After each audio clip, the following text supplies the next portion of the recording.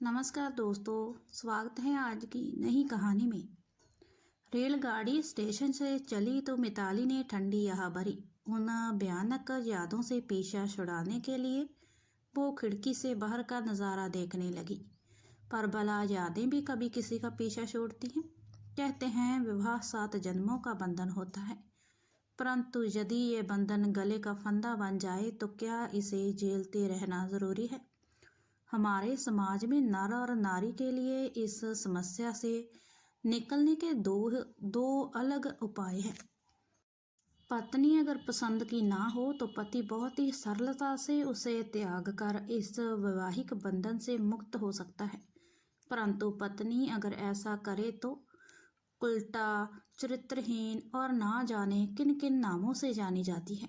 मिताली के साथ भी कुछ ऐसा ही हुआ, परंतु उसने भी ठान ली थी कि वो हार नहीं मानेगी।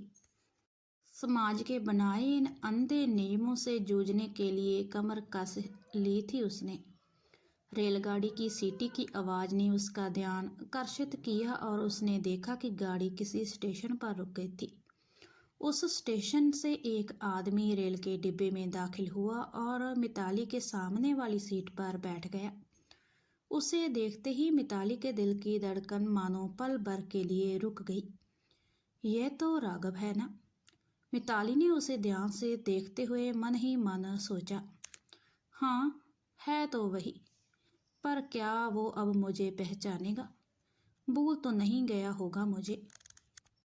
बीते दिनों की मधुर यादें हवा के झोंकों तरह मिताली के मन को छू कर गुजरने लगी। राघव कॉलेज में मिताली के साथ पढ़ता था। बड़ा ही शांत, सुशील और बुद्धिमान लड़का था।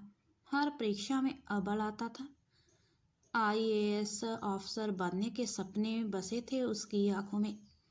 फिर पता नहीं कब उन आंखों में मिताली बस गई। राघव बस चुपचाप उसे देखता रहता। मिताली जानती थी कि राघव की उन खामोश आंखों में उसके लिए प्यार का सागर उमड़ रहा था, परंतु वह चाहती थी कि वो अपने प्यार का इजहार शब्दों में करे, और इसीलिए वो जानकर भी अनजान बनी रही। बेचारा राघव अपने प्यार का इजहार करने की हिम्मत कभी जुटा ही ना सका। बस यही दोनों किस्मत से साथ मात खा गए और मिताली की शादी उसके पिता ने एक बड़े धनिक उद्योगपति रितेश से कर दी। राघव अपना सामान रखकर अपनी सीट पर बैठा ही था कि उसकी नज़र सामने बैठी मिताली पर पड़ी।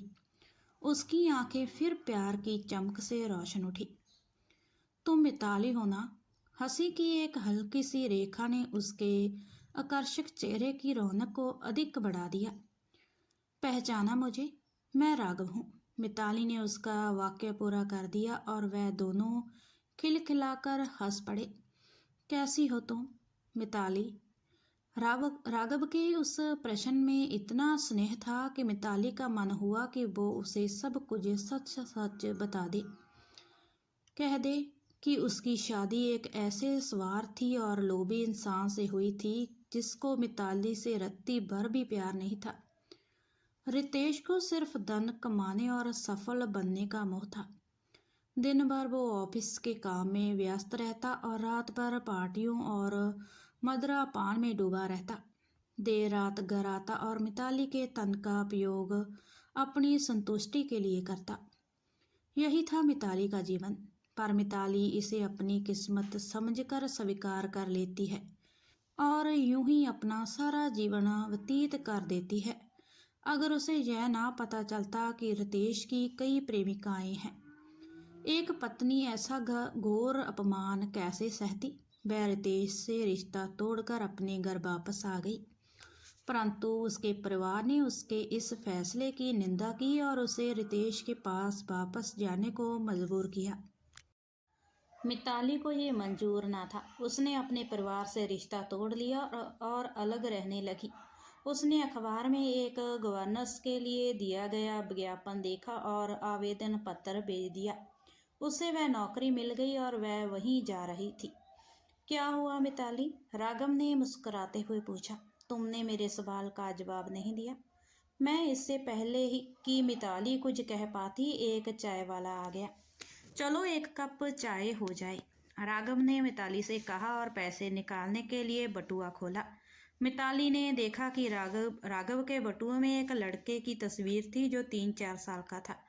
शायद राघव का बेटा था। मिताली ने सोचा और तय किया कि वो राघव को सच नहीं बताएगी। दोनों में बातें होने लगी। मिताली ने अपने पति रतीश के साथ अपने सुखी जीवन का बड़ा चढ़ाकर वर्णन किया। राघव खुश हुआ कि मिताली को अच्छा जीवन साथी मिल गया और वो उसके साथ खुश है। राघव के वैवाहिक जीवन के बारे में ना मिताली ने पूछा और ना ही उसने स्वयं बताया। दोनों अलग स्टेशन पर उतर गए और अपनी अपनी राह चल दिए।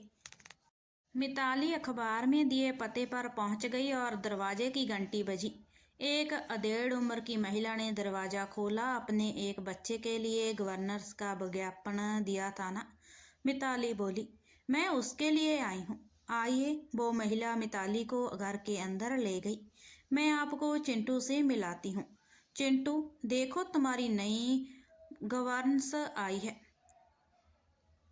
3 साल का एक लड़का दौड़ता हुआ आया जिसे देखकर मिताली दंग रह गई।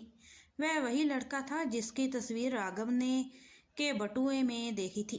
2 साल पहले इस बेचारे की माँ बाप एक कार दुर्घटना में मारे गए। क्या? मिताली चौंक गई। क्या ये राघव का बेटा नहीं है? नहीं, वो महिला बोली, ये उनकी बहन का बेटा है। राघव बाबू ने शादी ना करने का प्रण ले रखा है। सुना है कॉलेज के दिनों में किसी लड़की से प्रेम करते थे। उसकी शादी किसी और से हो गई तो उसका दिल टूट गया। आज भी वह उसी लड़की से प्यार करते हैं, इस कारण कभी किसी और से शादी ना कर पाए। सुनकर मिताली की आंखें भर आई। उसने ठान ली कि अब कभी भी वो ना तो राघव से झूठ बोलेगी, ना उसके प्यार को नज़रअंदाज करेगी। राघव करे ना करे, अब वह स्वयं राघव से अपने प्यार का इजहार करेगी।